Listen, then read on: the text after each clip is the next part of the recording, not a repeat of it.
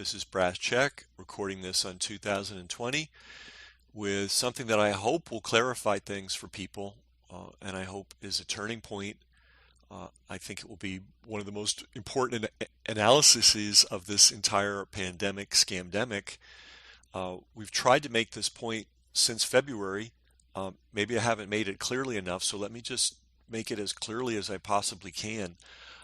This is not anything other than a propaganda war. It started as a propaganda war and it's been conducted by the other side nonstop as a propaganda war.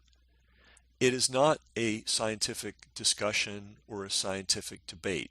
The other side had absolutely no intention going into this of engaging in a scientific debate. They had no intention of presenting accurate data. They had no intention of presenting accurate, reasonable projections. They had no intention of presenting consistent information. That was never their aim, starting way back in January with the news out of China. The problem is, and I hope you will forward this to your favorite commentator, because they really need to hear it. They need to get this if they haven't already. Maybe they sense it, but they haven't been able to articulate it. Yes, you do have to respond to what I call the lie of the day, and we'll cover a few of them in this call. But you can't stop there. We're basically wrestling with an octopus in the dark, which means you get a handle on one arm and it's got 7 other arms ready to come out and contend with you. As long as you keep it at that level, they win. All right? We've recorded in the past what should be a common sense observation, which is Fauci and friends own the news media. Right, left, center, progressive, independent, edgy. I mean, the number of people that's actually working this story from an accurate point of view, it's microscopic, unfortunately. I mean, we're out there, but there aren't many of us. The overwhelming forces are lined up. Some of them are bought and paid for. That would be the Anderson Coopers of CNN and the Rachel Madcows of MSNBC, but even Fox, who's supposedly not going along with everything. They're all bought and paid for. We've explained why. They're run by the pharmaceutical companies. Those are the sponsors of their programming. They're never going to run accurate pharma news on any of those channels ever. It's over. It's never ever going to happen until pharmaceutical advertising is banned from the airwaves. And by the way, how many times have you heard anybody talk about that? That's the root of this problem, or one of the roots of the problem. So they control all the messaging. They have thousands, tens of thousands, millions of volunteer troll idiots echoing whatever insanity they have to say. So social media is a wasteland for the most part. I mean, the message is still getting out. People on the street understand that this is a scam. Intelligent people do. But in terms of a media representation, which unfortunately does run the world, we're losing and losing badly. And we're losing and losing badly because we're not coordinated. I can't tell you the number of times I've sent really important material to people who are supposedly fighting this. They don't even acknowledge its receipt, let alone consider running it. It's hard to be objective, but the film that we made about Fauci's 36-year fraud in HIV equals AIDS and then connecting it clearly to COVID, over 200,000 people on one channel alone, a channel out of Africa, saw that, and we had 4,000 plus comments. They all understood it. Yes, it's a little long. We do sometimes go into slightly technical areas, but we keep it as clearly followable as possible. And the average person gets it. once they're given the information. So instead, what we're getting is fragmentary, um, response to the lie of the day. We're getting super technical, esoteric, Byzantine, statistical stuff. Very, very interesting for people into that. But the average person needs something they can hang their hat on, something they can deal with. And they're not being given that. And I debated with the idea of actually calling out the names of the people on the so-called resistance that are not approaching this intelligently. They've got the information because I'm mailing them constantly. And like I said, most of them don't even acknowledge receipt of the information. Other ones give it a little bit of lip service and do nothing with it. But the key is very simple. This needs to be addressed as a propaganda war, which means you have to go after the source.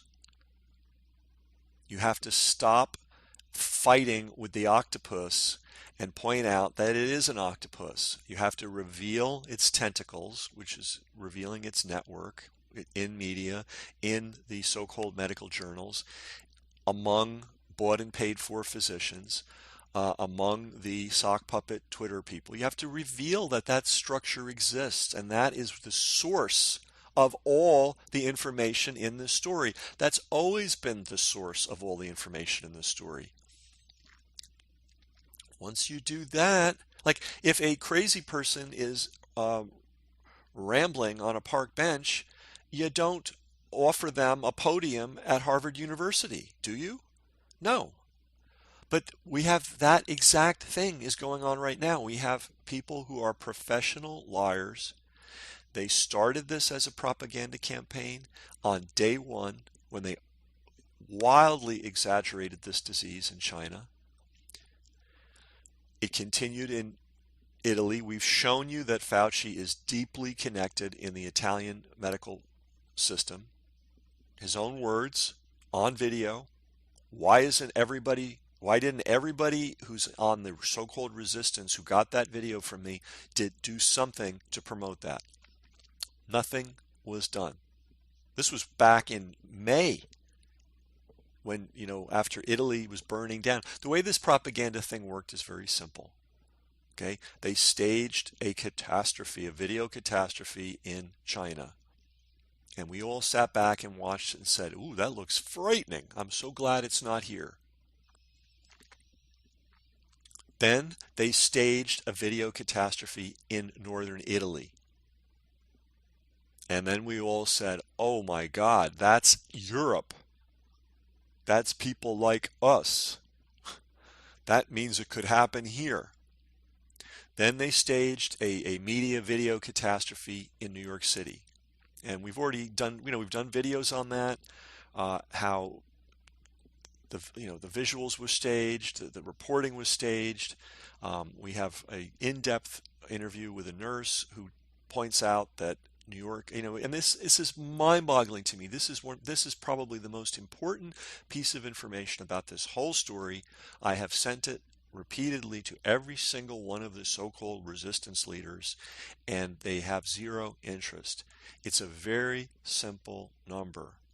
The death rate in New York City run hospitals was not just higher than the death rate anywhere else in the world. It was exponentially higher. Okay, that makes no medical scientific sense. The virus didn't suddenly get 8 to 10 to 15 times more deadly in one set of hospitals than in the rest of the world. So you have to look at that and ask the question, how did it happen? And we have the answer, and it's not pretty. The patients were murdered. They were murdered by the setting up,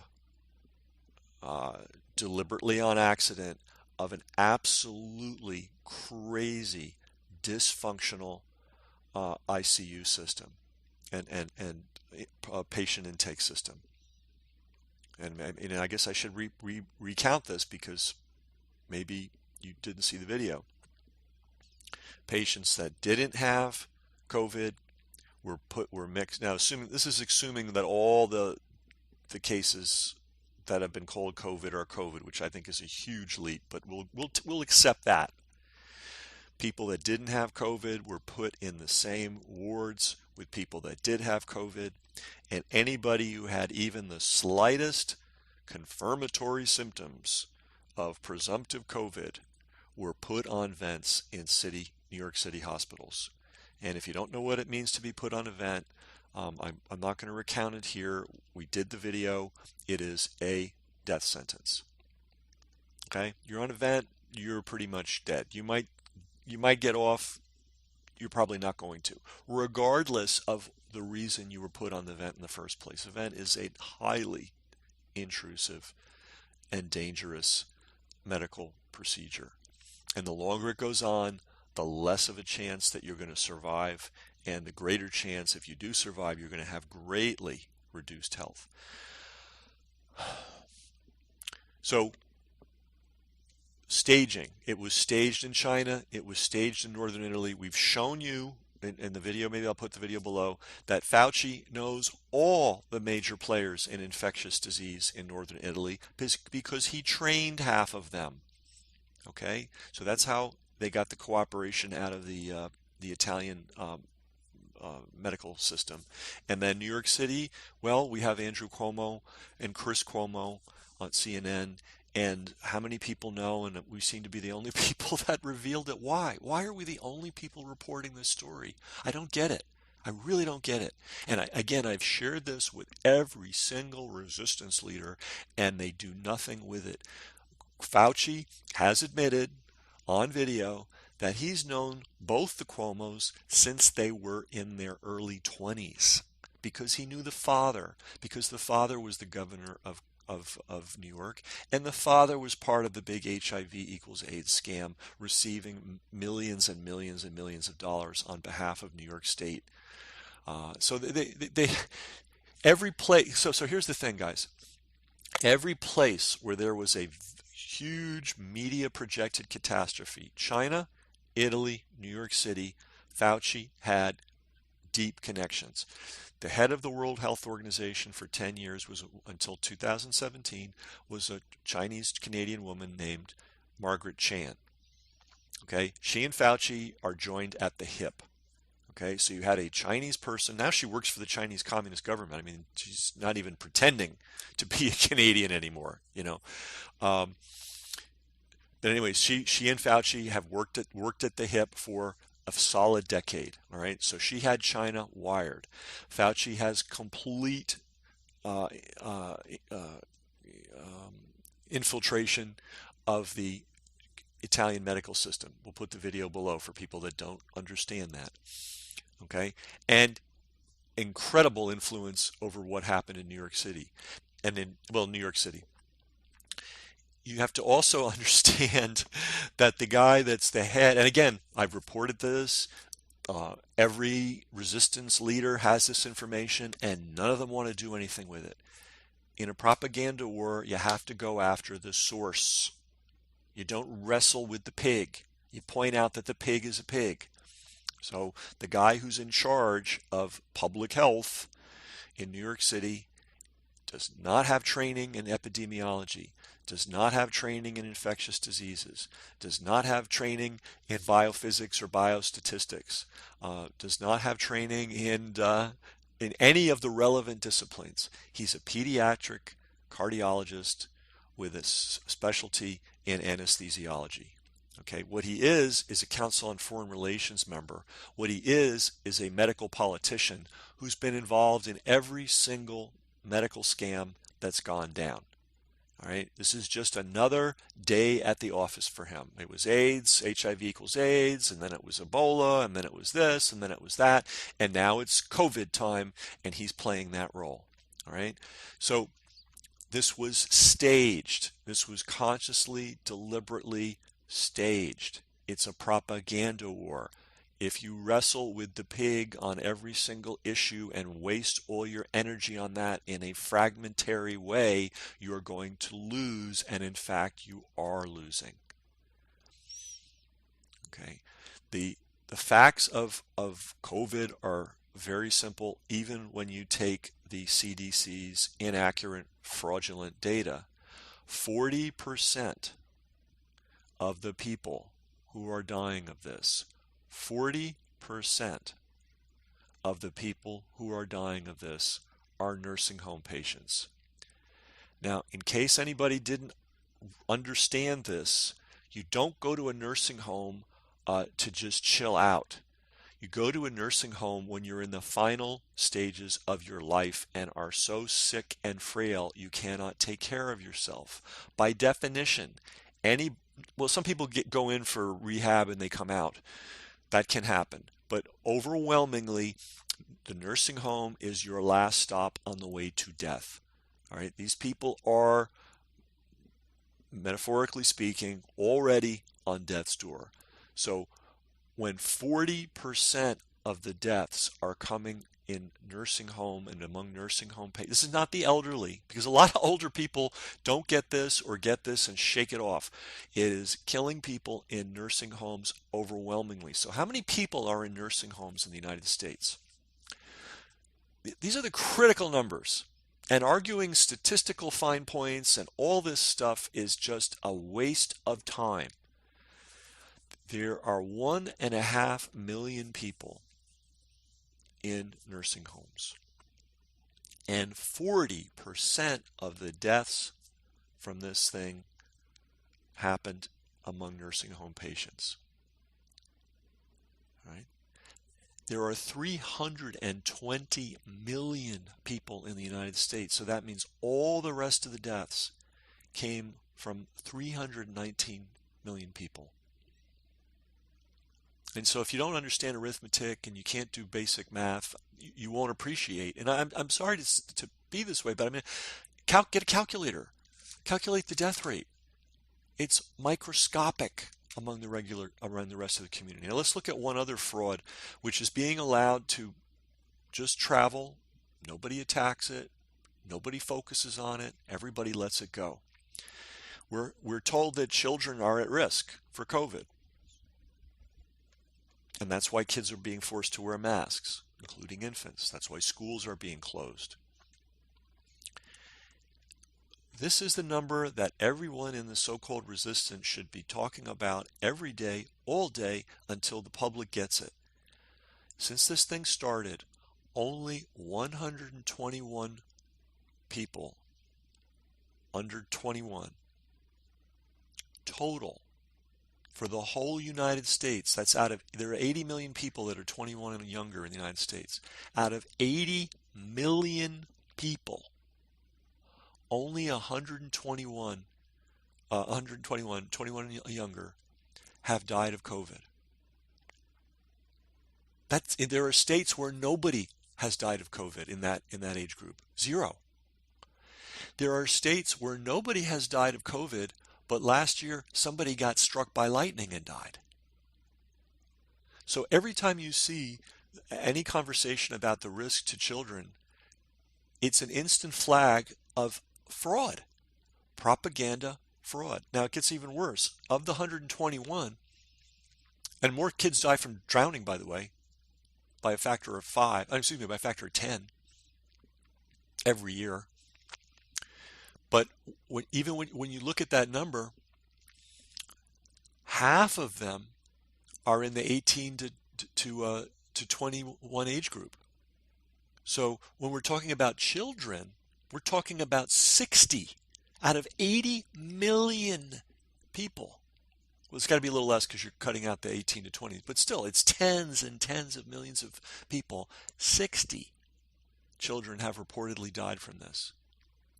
Of that 60, 45, call it 50, call it half, had at least 2 or more underlying medical conditions.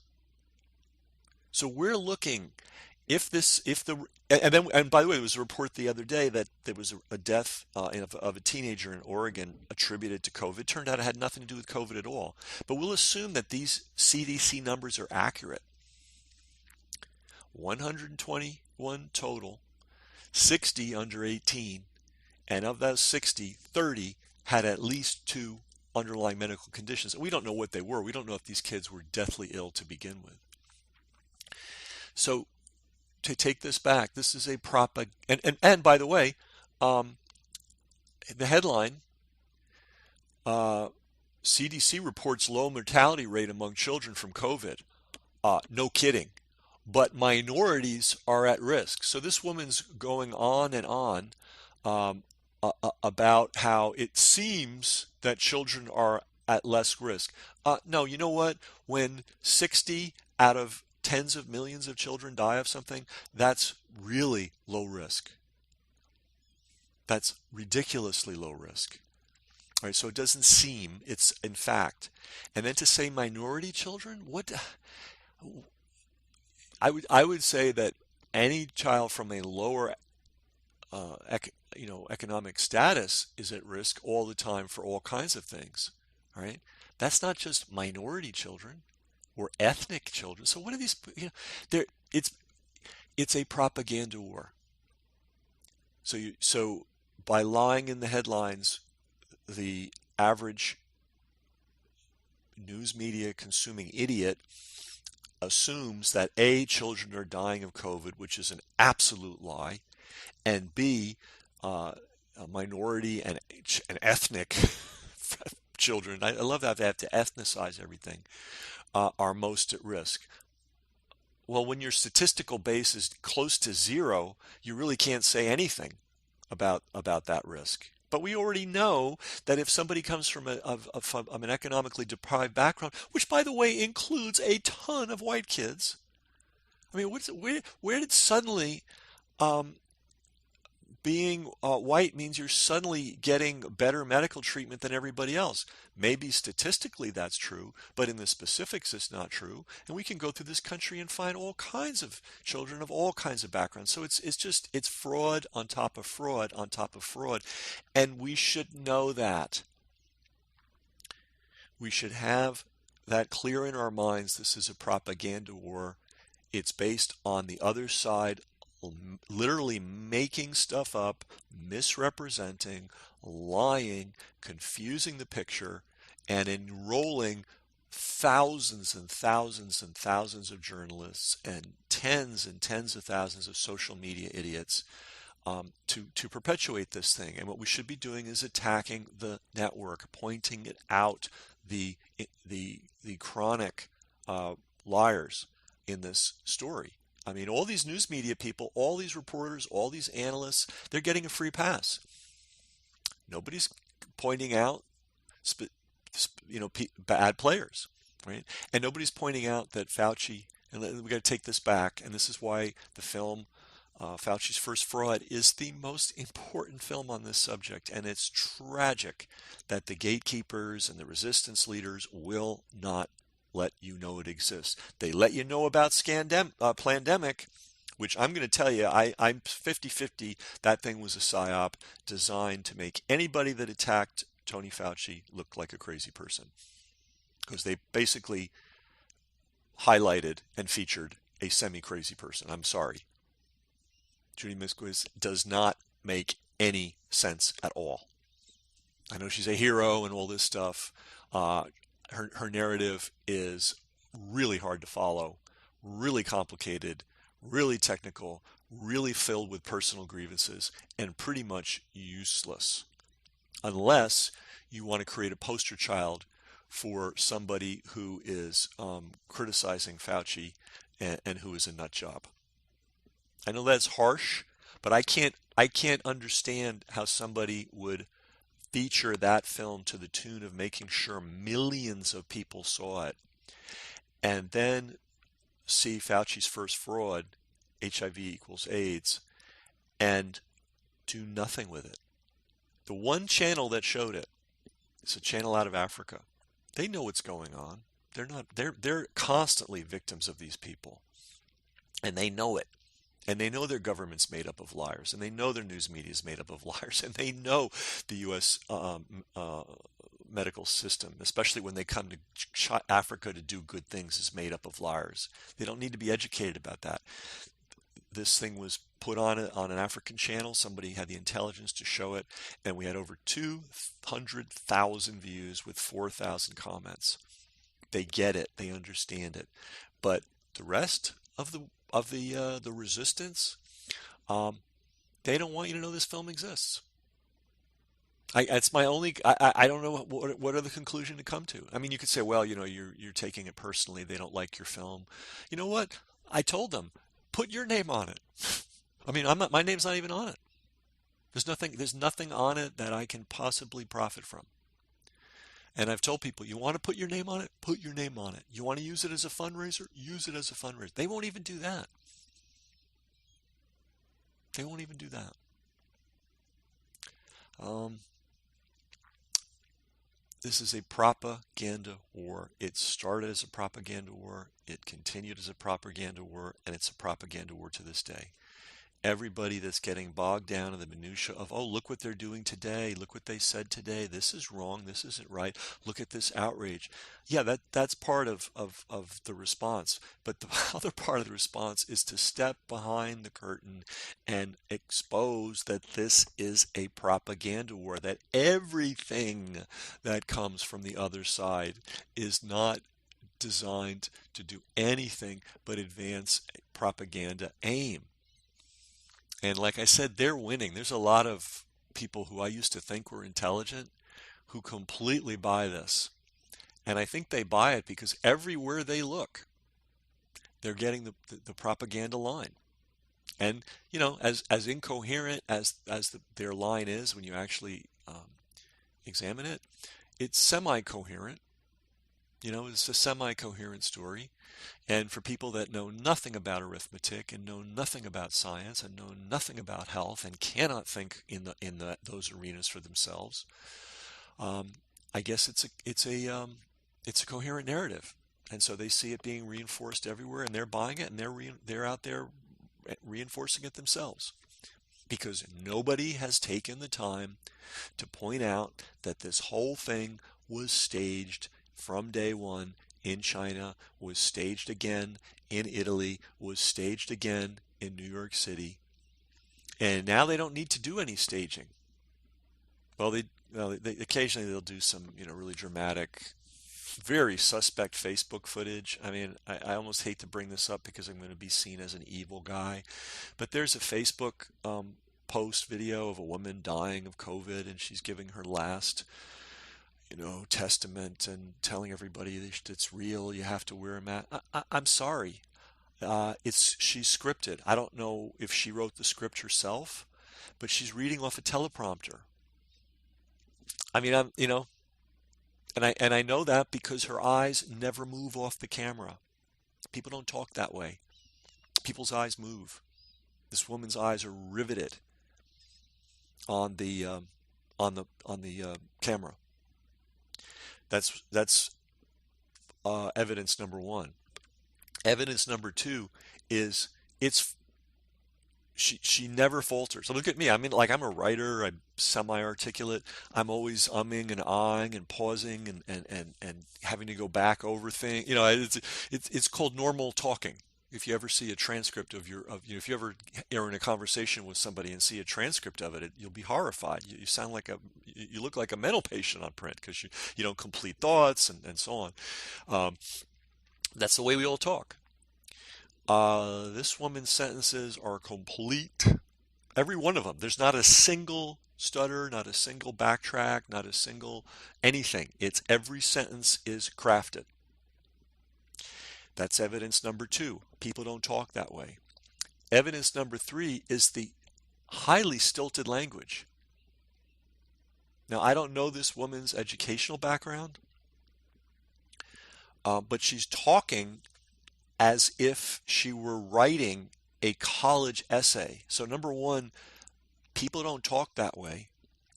Number two, I'm going to guess from her background, she doesn't talk that way. So we've got somebody staring riveted at a camera with their eyes never moving. We have them free-form talking with every sentence completely formed while she's dying. Not bad. And three, we have really strange, stilted, unusual language. Now, maybe this woman did die, um, but before she did, I think somebody set up a teleprompter, put her in front of it with a camera, and had her read a script. That's what I mean when I say this is a propaganda war. These people are sinister. They are without any ethics whatsoever.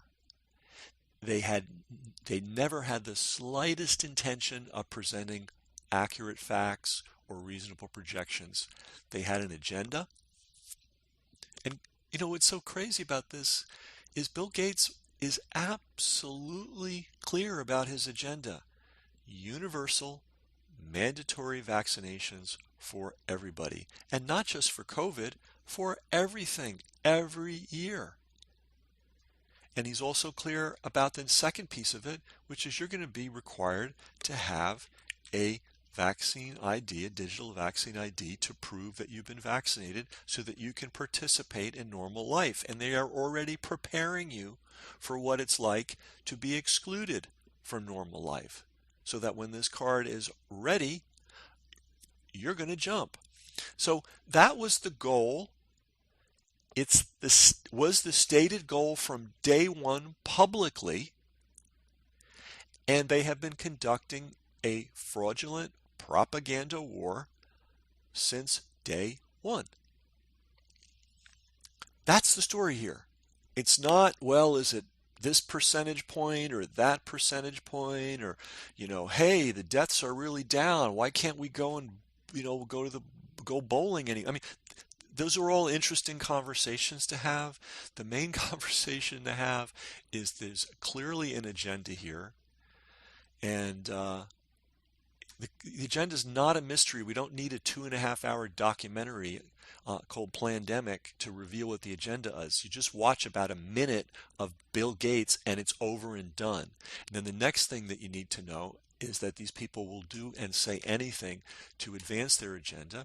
And then the next thing you need to know is to deconstruct the various staged catastrophes. China, Italy, New York City, and then point out, don't argue with them over the facts, point out that the person writing the article is a liar and a chronic liar, and show all the different articles that one person has written over the last 7 months to establish that that person is a liar and demolish their credibility as a source of information. And going back to the beginning, Fauci is the spokesman for this thing. That his credibility has been allowed to stand is a disaster. He is the most vulnerable person to being taken out on a credibility basis that ever lived. The film exists. It's called Fauci's First Fraud, HIV equals AIDS. It destroys him. You've probably seen it. You know that. You've probably shared it. But the gatekeepers and the resistance leaders and the thought leaders on the side of humanity in this, they don't want to go there. They want to just keep wrestling with the pig or the octopus in the dark, in the mud, and get trounced every day, which is exactly what's happening. So I put some of the links to the videos that I've sourced, that I've referenced below. I encourage you to, get the gatekeepers to wake the F up and stop wrestling with minutia and go after the main issue, which is this is a propaganda war. It has a very clear agenda. They have very clear goals. They're using very clear methods. And by wrestling with them over every single little minutia piece, we are guaranteed to lose. So that's brass check.